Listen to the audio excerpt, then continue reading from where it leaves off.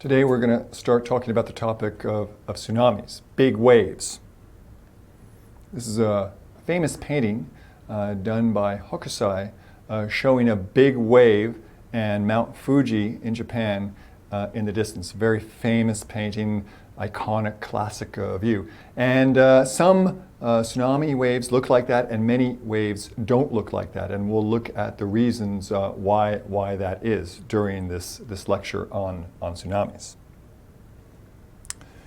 This is an amazing picture of damage after the March 2011 Tohoku earthquake in Japan, which created a big wave, a big tsunami.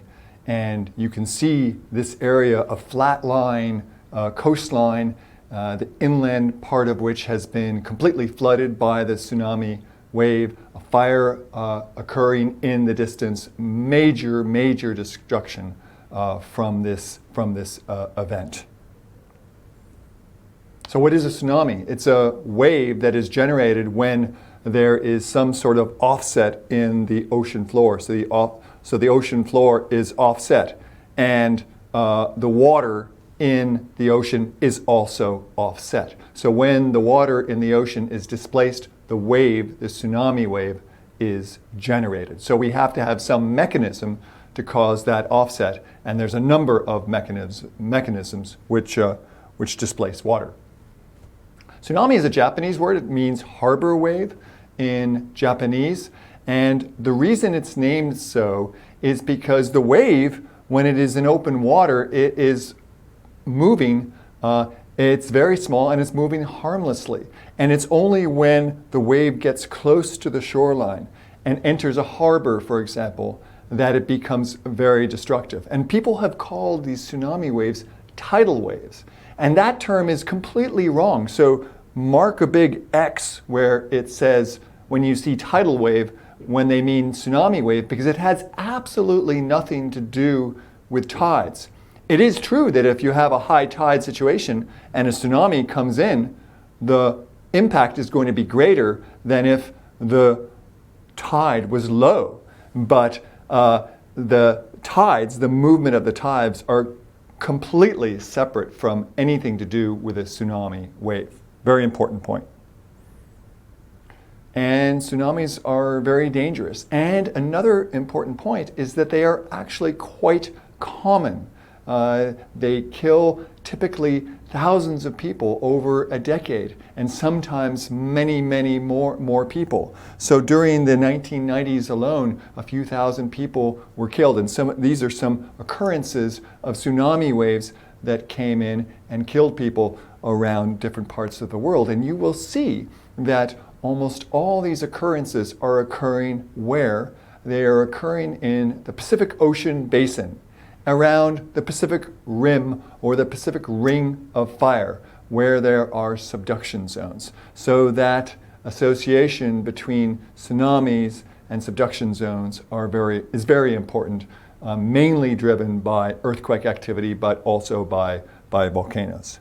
And a really important epic event which occurred on the 26th of December 2004 was the Boxing Day tsunami, which was generated by a very powerful, greater than magnitude 9 earthquake off the coast of Sumatra in Indonesia. And this wave radiated right across the Indian Ocean basin. And you can see from this slide the countries that were affected by the wave. Essentially, the entire Indian Ocean basin was affected by this wave sweeping across the ocean. And it's hard to believe, but 250,000 people were killed by this wave, mainly in Indonesia, but a lot of people lost their lives in Sri Lanka and Indonesia, in India and other countries as well.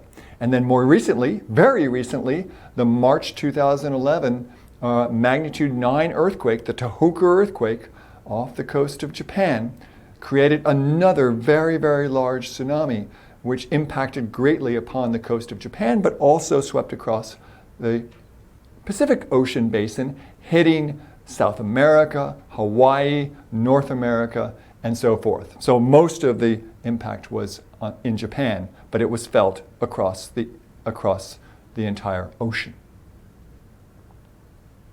And let's keep in mind as we talk about tsunamis, the very, very important Pacific Ring of Fire subduction zone association in terms of generating these waves. In terms of tsunamis, this is where most of the action is. Tsunamis can occur in the Atlantic Ocean. They can occur in the Indian Ocean, as we've just seen. But really the focus here is on subduction zones, big earthquakes, and sometimes volcanoes as well. And let's finish this introductory part of the lecture by looking at Cascadia, the Pacific Northwest of Canada and the US, where there is a subduction zone. Here is a subduction zone right here. And this area has the potential for generating large earthquakes, magnitude 9 and greater earthquakes. And so if you can generate such a large earthquake, the potential for generating a tsunami also is great. And if you generate a tsunami in this region right here, this has a lot of hazard impacts because it doesn't take very much time for the wave to be generated and then hit the coast. And of course, there are a lot of people living along the coast in the Pacific Northwest. So this is a very important point, and people who live in Cascadia are certainly thinking about what to do, how to mitigate the effects of a large earthquake and tsunami.